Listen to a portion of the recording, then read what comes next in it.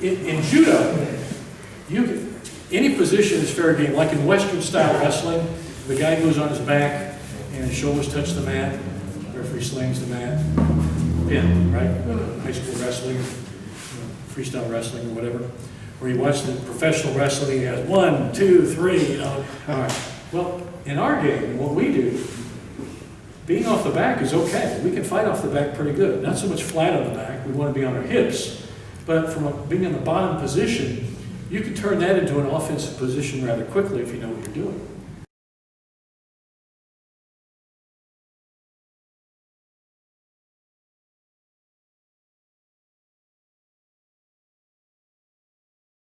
We're going to work from the bottom, in the Waza situation, and I'm going to do a very, very sneaky arm lock. And remember, in Judo, sneaky is a good thing.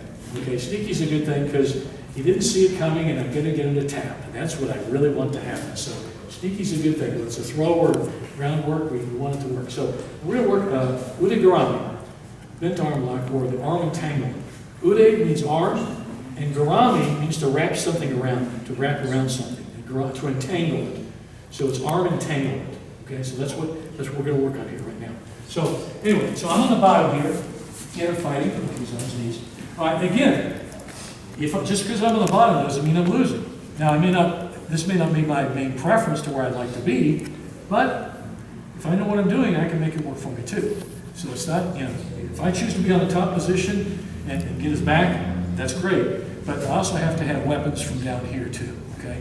All right. So can you guys? Kirk, you might need to get over here, Kirk, because everything's going to happen here, kind of in this area here where Sandy is. Okay, so we're fighting here, and we're grappling. Now, key rule: don't be flat on your back. Now you could be flat on your back, but when I'm flat on my back, it means I'm probably going to rest, or I'm planning what I'm going to do. I'm setting him up. I'm thinking about what can I do on this guy. So if I'm flat on my back, I don't have a lot of mobility. Okay, so think of the mat just like a wall. It's just like being pushed up against a wall. I don't have mobility. I'm stuck against the mat. So if I'm smart, I'm not going to be ever flat on my back unless I want to be for a specific reason. So I'm going to be up on my haunches. Okay, I'm going to be on my hips, on my side. Okay, be working off my buttocks. So that way I have more mobility from here to here, I can start moving. That's what I want to do. So I'm not flat, okay? That's a key point here. So that being said, we're working here, okay? Now this guy, look what he's doing. This is good stuff on his part. He's already controlling my hips. He said, He knows if he can control my hips. What would say about Shiho, 4 corners, shoulders and hips. He's going to try to control this. He's working on this, okay? This guy, okay, I got to sucker this guy. I'm going to sucker him into the move, right? So what I'm going to do, I know that if I put this leg down, he'll say, oh, I can pass that leg, and I'm going to get by him and pin him. Makes sense, okay? So I'm going to bait him with that leg. All right, so we're here, and I'm going to shift on my hip and drop just a bit. Now he sees that knee down, okay? Well, most likely, almost entirely likely, he's going to push it. He may even actually be trying to push my knee down. Yeah, he may try. So do that. There you go. But look where he is. I've got his hand. That's what I want. I want this wrist. So I turn it here. Okay. Now what I'm going to do quickly is I'm going to grab his wrist. Don't just grab the gi. Grab his wrist. Physically grab his arm. Okay. I like to grab this way. Some guys will grab like meat hook. I like to grab ankle with my thumb because I've got it pretty good. It's just a personal preference, but it works for me. It might work for you. Okay, so there. Now, as soon as, see how he's pushing down? He's thinking, in a second here, I want to pass it. And he will, so I better work quick. Okay, so from here, kind of come this way. We're seeing, now, there we are. All right, now I've grabbed his wrist. See that? Okay, now I'm going to turn here. Now, if I reach my hand over to get his arm, he'll see that. He'll see that happening. Okay, so what's going to happen? I'm going to turn here quickly, and see like this, my hand arm, like this, and I'm going to slide over. Catch a figure 4 here. See that? Now, I've got it. And it's a skill you can practice in your dojo. It's practicing your dojo. The camera go out? Memory card's full. Really? Okay. Life is such. All right. So this, Grab them like that. Okay, see that? All right, now what I'm going to do, I'm going to spin under them in a trap. Everybody come here and look. Stand up. See where we got here. I got Josh flat on his face, and I'm sideways to him. See how there's a kind of an L pattern here with our bodies? See that? So watch what I did here. You push down. Oh, I'm going to get that past his guard. That's great. Grab. I can, as soon as you get that trap over, catch that, okay? Now, watch the shift. Watch my feet turn this way. Now, see how I trapped him with my feet? One foot on the ground, on the mat, the other foot here. He's trapped. And this arm is in. I got my elbow, inside of my elbow, on his back of his shoulder. I'm trapping in here. If I do this, he'll power his way out. I want to keep his arm bent. And from here, and I just lift it up like that, there's the Ude Garami. I can make him tap, okay? So it's just a little bit movement there like that. So what it'll look like is this. Okay, come on. All right, so we're fighting here. He's pushed me down. Like that quick. Be sure you grab your hands. Don't grab gis. Like this. And there it is. That's the finish. I know this looks cool, whatever, you know.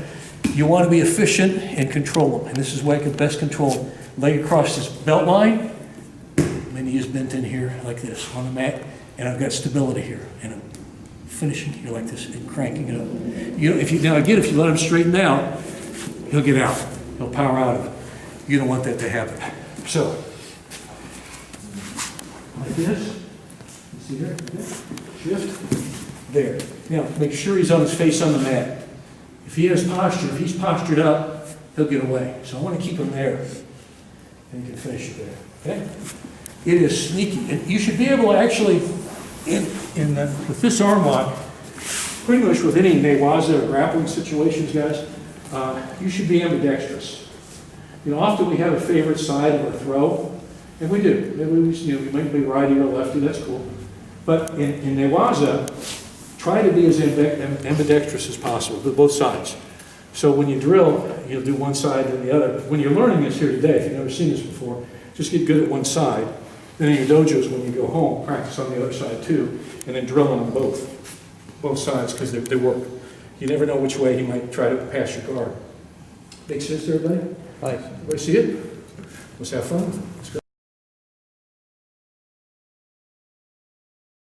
Drill on this great move. This is Ude Garami from the bottom.